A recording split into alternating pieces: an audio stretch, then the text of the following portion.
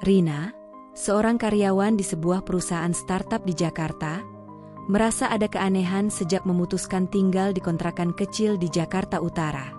Di masa pandemi, tempat itu menjadi pelarian yang nyaman, jauh dari keramaian dan hiruk-pikuk kota. Namun, beberapa bulan setelah situasi mulai kembali normal, rasa nyaman itu perlahan menghilang. Digantikan oleh perasaan tak tenang yang membuatnya selalu terjaga di malam hari. Pada suatu malam, ketika Rina tengah terlelap, terdengar suara ketukan dari pintu depan. Suara itu terdengar samar namun cukup keras untuk membangunkannya. Matanya terbuka lebar, dan seketika ia merasakan jantungnya berdegup kencang. Jarum jam menunjukkan pukul 2 dini hari. Rina duduk di tempat tidurnya, bingung dan cemas. Siapa yang mengetuk di jam segini? Pikirnya. Ketukan itu terdengar lagi, pelan tapi teratur, seolah-olah seseorang sengaja menunggu reaksinya. Ia mencoba menenangkan diri, berpikir bahwa mungkin saja itu hanya suara angin yang menghempaskan ranting ke pintu. Namun perasaannya semakin buruk. Ketukan itu terdengar lagi, kali ini lebih keras.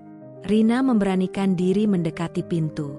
Tangannya bergetar saat memegang gagang pintu, dan dengan perlahan, ia membukanya.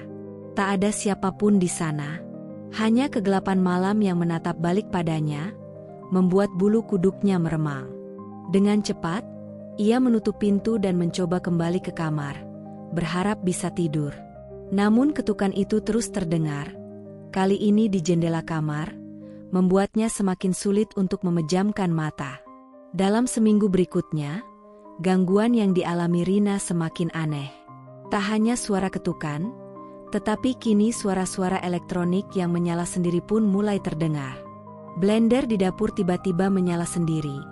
Bahkan mesin cuci dan televisinya hidup tanpa alasan yang jelas. Awalnya, Rina mencoba untuk menenangkan diri, berpikir bahwa ini hanyalah gangguan listrik atau alat-alat yang rusak. Namun, semakin sering hal itu terjadi, perasaannya semakin tidak nyaman. Apalagi, di tengah malam, suara langkah kaki terdengar samar di lorong depan kamarnya. Meski pintu kamar selalu terkunci, suara itu seolah datang dari dalam ruangan, bukan dari luar. Rina mulai merasa ada yang memperhatikannya setiap kali ia melangkah di dalam rumah. Karena ketakutan yang semakin memuncak, Rina akhirnya memutuskan untuk menghubungi sepupunya, Wina. Wina dikenal di keluarga sebagai orang yang sensitif terhadap hal-hal gaib. Ia seringkali bisa merasakan kehadiran makhluk tak kasat mata, dan Rina berharap dengan kehadiran Wina, ia bisa mendapatkan penjelasan mengenai pengalaman aneh yang dialaminya. Wina datang dengan ekspresi serius, dan begitu ia memasuki kontrakan Rina, ia langsung merasakan sesuatu yang ganjil. Rina, panggilnya perlahan, ada yang tidak beres di sini. Rina mengangguk, cemas namun juga lega karena setidaknya Wina bisa merasakan keanehan yang sama. Win, aku selalu merasa seperti diawasi, katanya, suaranya gemetar. Dan benda-benda di sini selalu hidup sendiri, blender, mesin cuci, bahkan pintu depan kadang terbuka sedikit. Wina terdiam sejenak, mengamati setiap sudut ruangan dengan seksama. Ia berjalan menuju dapur, dan tatapannya berubah serius saat berhenti di dekat jendela. Kau pernah merasa ada yang memperhatikanmu dari dapur? Tanyanya. Rina terdiam sejenak, mencoba mengingat setiap perasaan aneh yang pernah ia alami. Iya, akhirnya ia mengakui. Kadang, aku merasa ada yang berdiri di sana, memperhatikan setiap gerakanku. Dengan raut wajah serius, Wina menatap Rina. Aku tidak ingin membuatmu ketakutan, tapi tempat ini bukan untukmu, Rina. Di sini ada energi yang sangat kuat, dan sepertinya dia tidak menyukai kehadiranmu. Rina hanya bisa menunduk, mencerna kata-kata Wina. Di satu sisi, ia merasa takut, namun di sisi lain, ia merasa lega karena akhirnya ada orang yang percaya dengan apa yang ia rasakan. Malam itu, Wina menemaninya hingga pagi, dan untuk pertama kalinya, Rina bisa tidur nyenyak. Namun, keesokan harinya, Wina meminta Rina untuk mempertimbangkan pindah. Dengan berat hati, Rina akhirnya mulai mencari kontrakan lain. Setelah beberapa hari, ia berhasil menemukan tempat baru yang terasa lebih aman. Ia berharap di tempat barunya ini, semua ketakutan yang ia alami bisa berakhir. Namun, kenyataan berkata lain. Di malam-malam pertama, ia mulai merasakan kehadiran sosok-sosok asing di kontrakan barunya. Suara gemerisik seringkali terdengar dari luar jendela kamarnya, seolah-olah ada seseorang yang sedang mengintip dari luar.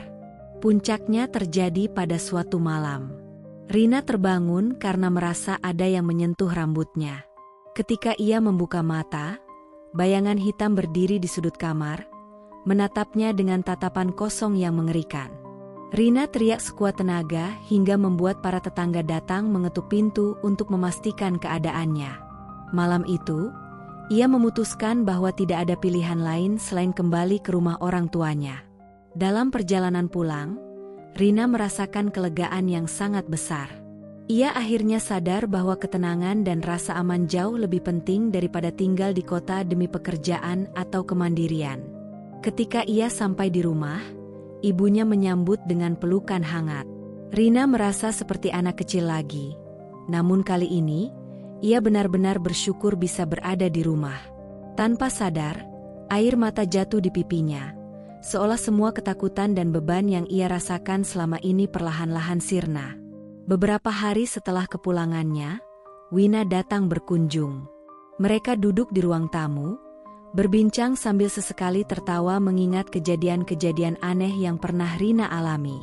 Namun, di sela-sela canda mereka, Rina menyadari betapa banyak trauma yang sebenarnya tersisa dari semua pengalaman mistis itu. "Aku sadar sekarang," ujar Rina, menatap Wina dengan mata yang berbinar penuh syukur. "Kadang, kita terlalu memaksakan diri untuk berada di tempat yang sebenarnya bukan untuk kita. Aku seharusnya mendengarkan intuisiku sejak awal." Wina mengangguk. "Iya, Rina.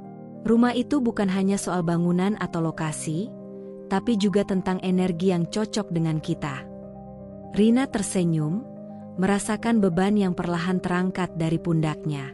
Ia kini tahu bahwa rumah yang sesungguhnya adalah tempat di mana ia merasa aman dan nyaman, bukan sekadar tempat untuk tinggal atau tempat kerja yang strategis. Dalam hati, ia berjanji untuk tidak lagi mengabaikan firasatnya dan akan lebih bijaksana dalam memilih tempat tinggal ke depannya. Sejak hari itu, Rina hidup dengan lebih tenang di rumah orang tuanya, meninggalkan semua pengalaman menakutkan di kontrakan di Jakarta Utara. Namun, setiap kali ia melihat sebuah rumah kosong atau mendengar cerita tentang rumah yang angker, bulu kuduknya selalu meremang, mengingatkan dirinya akan semua pengalaman menyeramkan yang pernah ia alami.